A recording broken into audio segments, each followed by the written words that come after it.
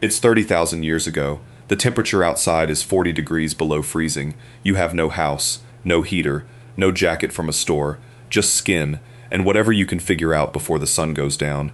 Right now, in 2026, you can complain about a drafty apartment while your phone tells you it feels like -10. You can order a heated jacket and have it delivered tomorrow.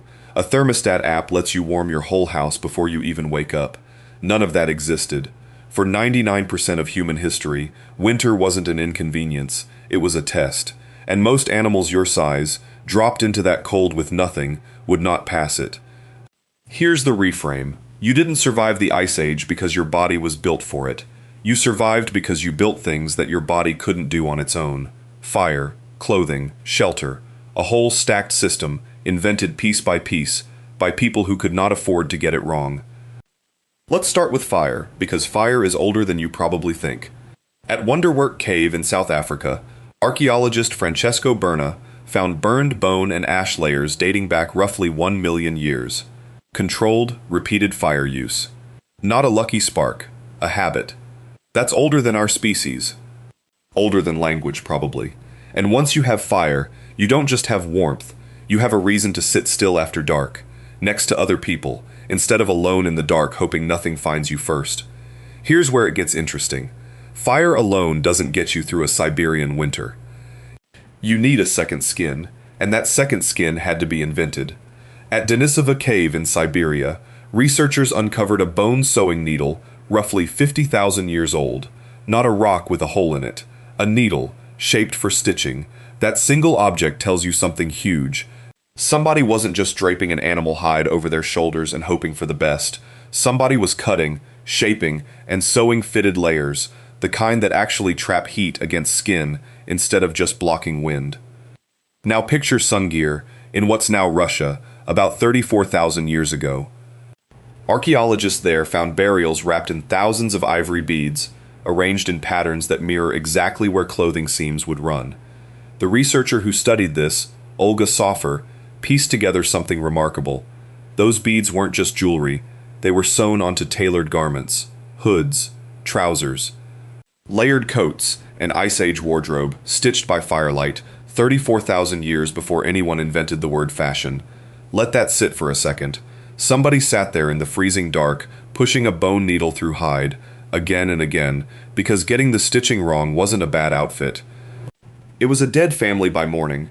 And clothing wasn't the only survival technology doing social work here. Cold winters forced people together in ways that mild climates never did. You couldn't just wander off and sleep alone under a bush at -40. You slept next to people, shared fire with people, and depended on people, whether you liked them that week or not. That forced closeness is part of why some researchers connect harsh cold seasons to the deepening of early human social bonds. The cold didn't just threaten your body. It built your social life, one shared fire at a time. There's a theory that pulls all of this together, and it comes from archaeologist Ian Gilligan at the University of Sydney. Gilligan argues that clothing wasn't just a nice side invention, it was one of the central engines of human evolution. A technology so effective that it let a tropical, mostly hairless animal walk into Siberia, the Arctic, and the middle of an ice age, and simply not die. Your body alone was never going anywhere near that cold. Clothing is what carried you there. In a very real sense, humans didn't adapt to the cold. We invented our way around it. And it wasn't only fire and fabric, you needed a building too. At Mezhirich, in what's now Ukraine, archaeologists uncovered circular huts built roughly 15 to 20,000 years ago, made almost entirely from mammoth bones and tusks, stacked and arranged like a frame, likely covered in hide. Imagine that. No trees for miles across the frozen steppe, so people looked at the biggest animal on the landscape and thought, that's our house now. Mammoth ribs as wall supports, skulls stacked at the base for weight, a hide roof pulled tight over the top, and a fire pit glowing in the center. Now let's reconstruct a normal night inside one of these huts. The wind is doing something outside that sounds like it wants to get in. Inside, the fire is low but steady, fed just enough to last, not so much that the fuel runs out by dawn.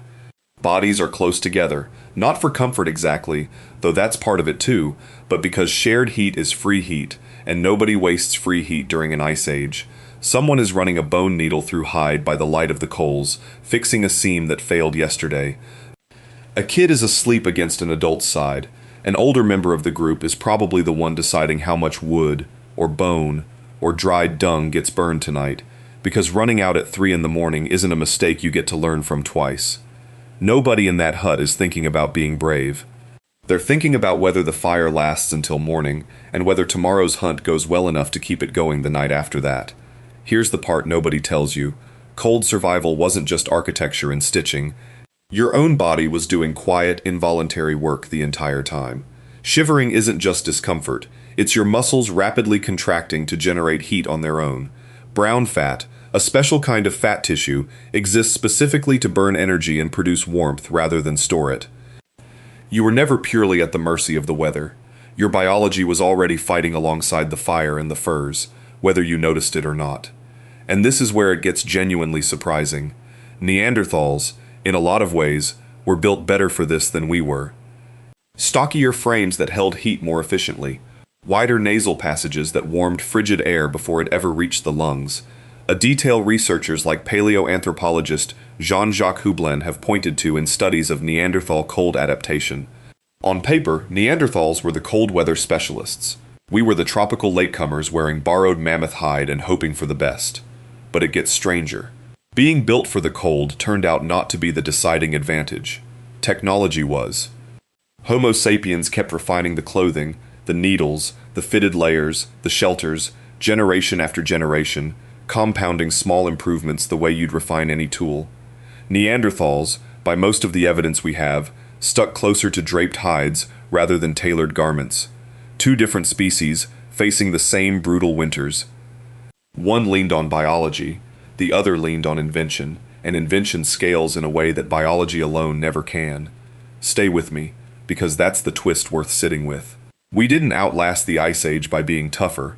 We outlasted it by being better at building things that made toughness less necessary.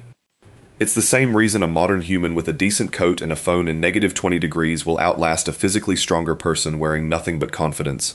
Preparation beats raw hardiness, and it always has.